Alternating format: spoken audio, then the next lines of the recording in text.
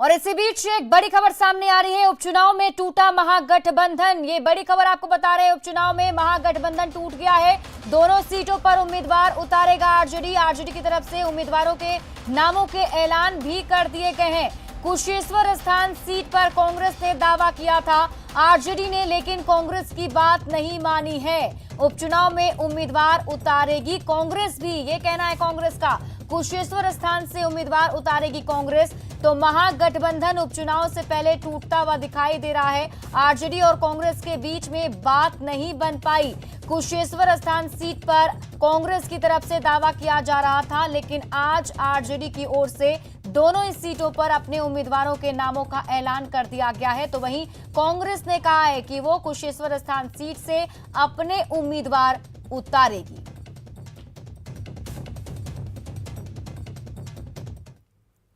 उपचुनाव का विवाद आखिर क्या है, अब ये आपको बताते हैं। देखिए, कांग्रेस की परंपरागत सीट है कुशेश्वर स्थान सीट, जिसको लेकर एक बार फिर से दावा कांग्रेस की तरफ से किया जा रहा था। 2020 के उपचुनाव में कांग्रेस को दूसरा स्थान यहां पर मिला था। कांग्रेस ने कुशेश्वर स्थान पर दावा किया था और लालू यादव से भी मिले थे। और देखिए, बढ़ते आगे और अब बात आरजेडी के प्रदेश अध्यक्ष जगदानंद सिंह का कहना है कि उपचुनाव में दोनों उम्मीदवार आरजेडी के साथ साथ महागठबंधन के भी उम्मीदवार हैं। जगदानंद सिंह ने कांग्रेस की नाराजगी को खारिज कर दिया है। जगदानंद सिंह से खास बातचीत की न्यूज 18 संवाददाता अमित कुमार ने। बिहार उपचुनाव के नाम की घोषणा प्रत्याशियों की हो चुकी है। आरजेडी के प्रदेश अध्यक्ष जगदानंद सिंह ने इन नामों की घोषणा की, हमारे साथ मौजूद हैं, बात करते हैं। जगदानंद सिंह जी, आपने दोनों प्रत्याशियों के नाम की घोषणा की, दोनों आरजेडी से। दोनों आरजेडी महागठबंधन से है। कौन है वो?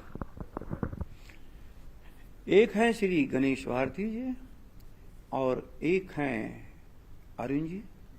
तारापुर से अरुण जी, कुशेश्वर स्थान से गणेश भारती जी।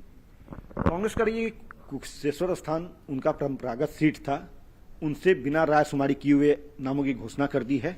परंपरागत सीट महागठबंधन की है, महागठबंधन से तो उम्मीदवार है ना। कांग्रेस करी कि हमसे राय शुमारी तो हुआ नहीं, ये आरजेडी का घोषणा है, महागठबंधन का नहीं। सबसे चर्चा है और मुझे नहीं लगता है कि कोई भी इस सेकुलर फोर्स को नकारने का काम करेगा। सभी लोग एक साथ मिलकर के इस काम को करेंगे। एकजुटता बनी रहेगी जी, एकजुटता बनी रहेगी कांग्रेस आरजेडी की। निश्चित जनता के भीतर एकजुटता है और इस चुनाव में एकजुटता सामने दिखेगी भी। लेकिन कांग्रेस ऐसा क्यों कर रही है कि हमारी राय शुमारी ली नहीं गई और ये आरजेडी का अपना ऐलान है? नहीं, ऐसा नहीं है। हम लोग से बात में कही ये बात नहीं आई है। अब आपसे क्या चर्चा हुई है उसका जवाब तो मैं नहीं दे सकता हूँ ना।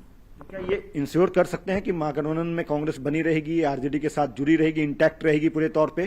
और इस देश की सारी सेकुलर फोर्स, दिल्ली में राहुल गांधी हमारे प्रधानमंत्री के उम्मीदवार हैं और बिहार में हर लोगों की तरफ से तेजस्वी जी मुख्यमंत्री के उम्मीदवार हैं। ये जगदानंद सिंह है, इनका अपना मानना है, अपनी बातें हैं, लेकिन देखना है कांग्रेस अभी से ही जिस तरह से उनके तेवर तल्ख नजर आ रहे हैं, आगे क्या कुछ होता है ये देखना बेहद अहम होगा।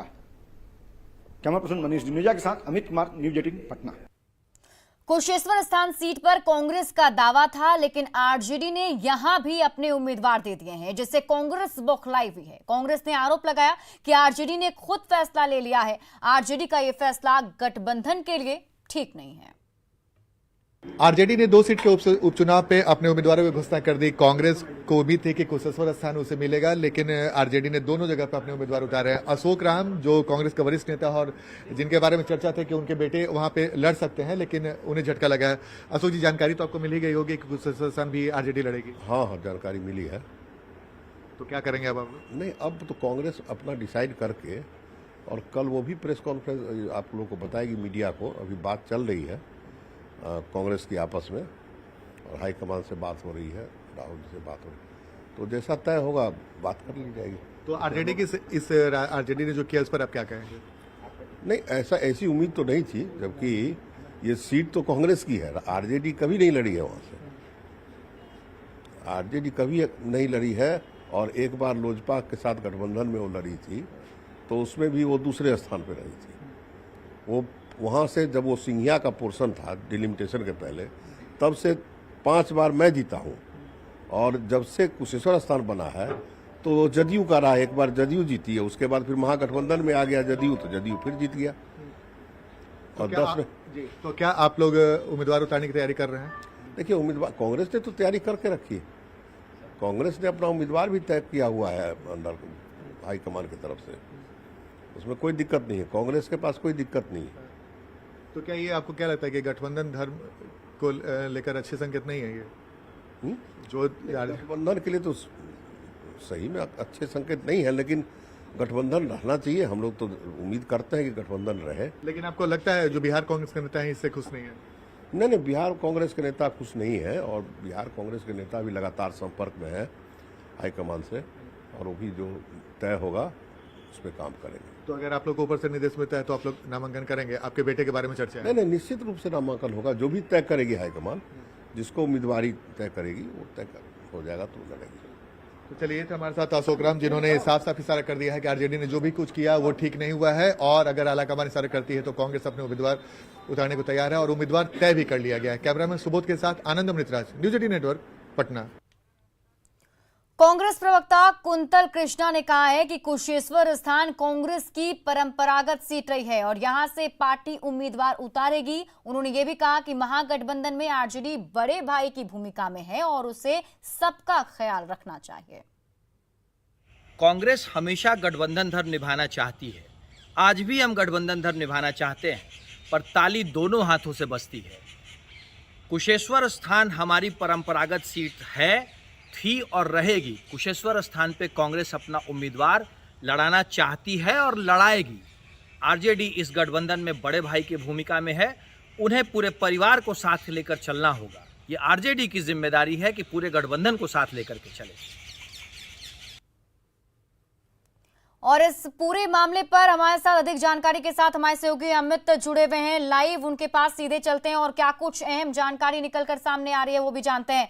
अमित, देखिए, जो कांग्रेस और आरजेडी दोनों की बातें हमने दर्शकों को भी सुनाई और हमने भी देखा, इससे साफ नजर आ रहा है कि आरजेडी के फैसले से कांग्रेस जो है वो कहीं ना कहीं इत्तेफाक नहीं रखती, कांग्रेस अपने उम्मीदवार भी उतारेगी। देखिए, निश्चित तौर पे कांग्रेस ने साफ कर दिया है कि ये जो प्रत्याशियों के नाम की जो घोषणा हुई है वो आरजेडी के तरफ से की गई है, न कि महागठबंधन के तरफ से। इस बयान को समझा जा सकता है सहज तरीके से, क्योंकि कांग्रेस अगर सहमत होती तो वो इस प्रेस कॉन्फ्रेंस में जो जगदानंद सिंह ने किया, आरजेडी के प्रदेश कार्यालय में बैठकर किया, उसमें वो साथ बैठी नजर आती, उनकी सहभागिता होती, तो जो वामपंथी दल के जो लोग हैं, सीपीआई सीपीएम के जो साथी हैं, वो भी साथ में नजर आते। जिस तरह की तस्वीर एनडीए ने जब अपने प्रत्याशियों के नाम का घोषणा किया, उस दौरान जो तस्वीर देखने को मिली थी, जैसे हम उनके साथ थे, वीआईपी उनके साथ थे, जेडीयू बीजेपी एक साथ थी, उस तरह की तस्वीर यहाँ पे भी जो है वो पुरजोर तरीके से जो महागठबंधन के तमाम जो साथी थे वो एक साथ नजर आते। लेकिन वो तस्वीर नजर नहीं आई। सिर्फ आरजेडी के जो लोग थे, प्रदेश अध्यक्ष या उनके जो दूसरे जो आरजेडी के साथी है वो मौजूद थे। जब इस बाबत उनसे सवाल किया हमने जगदानंद सिंह से कि क्या कांग्रेस से सहमति बनी है, महागठबंधन के जो दूसरे घटक दल हैं उनसे आपने रायशुमारी की है, तो इस पर थोड़े से वो सहज हुए। हालांकि उन्होंने ये कहा कि जो भी देश में एक जो है बिखराव नहीं चाहता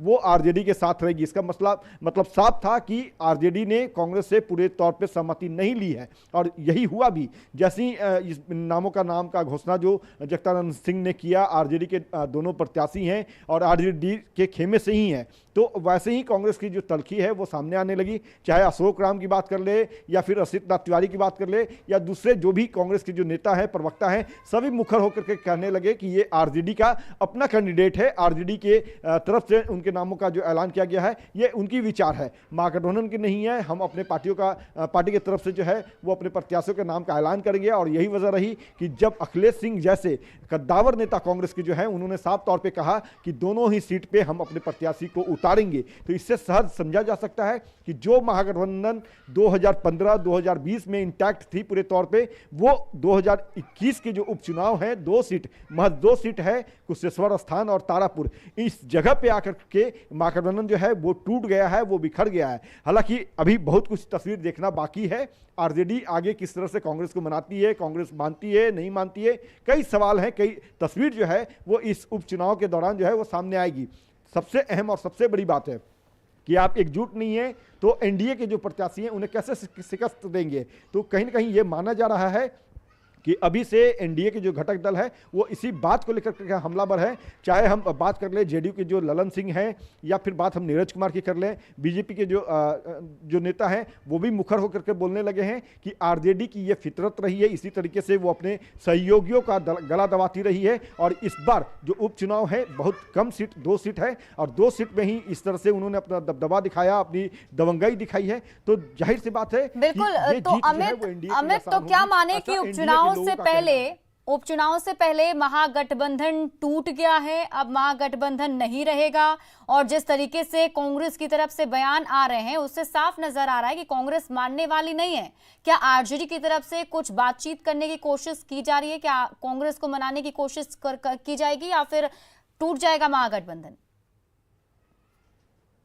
देखिए, जिस तरह के बयानात सामने आ रहे हैं, जिस तरह से चाहे अशोक राम की बात बयान को आप सुन रही होंगी, या फिर जो अखिलेश सिंह हैं, असित नाथ तिवारी हैं, ये तमाम जो सिरके कांग्रेस के जो नेता हैं, जो चेहरे हैं, उन्होंने साफ तौर पे कह दिया है कि ये आरजेडी का अपना प्रत्याशी है, हम अपने प्रत्याशी उतारेंगे। तो अब बहुत कुछ बचता नहीं है। कहा जाता है कि राजनीति जो है वो थर्मामीटर से नहीं नापा जाता, राजनीति नापने के लिए नब्ज जो है वो एक दूसरे के साथ चलने वालों का देख करके समझा जाता है। और यही वजह है कि जैसे ही आरजेडी ने अपने प्रत्याशियों के नाम का ऐलान किया, कांग्रेस ने बिना देर किए कह दिया कि हम भी अपने प्रत्याशियों को उतारेंगे। तो अब महागठबंधन इंटैक्ट नहीं है, बिखर चुका है। सिर्फ और सिर्फ अब बातें रही है उस तस्वीर की सामने आने की, जब आरजेडी के प्रत्याशी अपना नामांकन दर्ज करेंगे, उसके बाद कांग्रेस या उसके पहले कांग्रेस के प्रत्याशी अपना नामांकन दर्ज करते हैं, ये देखना बेहद अहम होगा। बिल्कुल अमित, अब इंतजार होगा कांग्रेस की तरफ से क्या कुछ रुख अपनाया जाता है। बहुत बहुत शुक्रिया तमाम जानकारी के लिए। बढ़ते हैं आगे और देखिए, जेडीयू के मुख्य प्रवक्ता नीरज कुमार ने कहा है कि महागठबंधन में एकता ही नहीं है और आरजेडी अपने सहयोगी दलों का सम्मान नहीं करता है। विधानसभा उपचुनाव में महागठबंधन के घटक दल राष्ट्रीय जनता दल द्वारा अकेले दोनों सीटों पर उम्मीदवार की घोषणा करना महागठबंधन का आंतरिक मामला। महागठबंधन के जो घटक दल है, Akhil Bharatiya Congress party, CPI, CPM, माले, क्या ये राजनीतिक रूप से बीपीएल है कि इनके कोई प्रतिनिधि का संवाददाता सम्मेलन में महागठबंधन में नहीं रहना? यह संकेत है कि राष्ट्रीय जनता दल अपने सहयोगी दल का सम्मान नहीं करता है।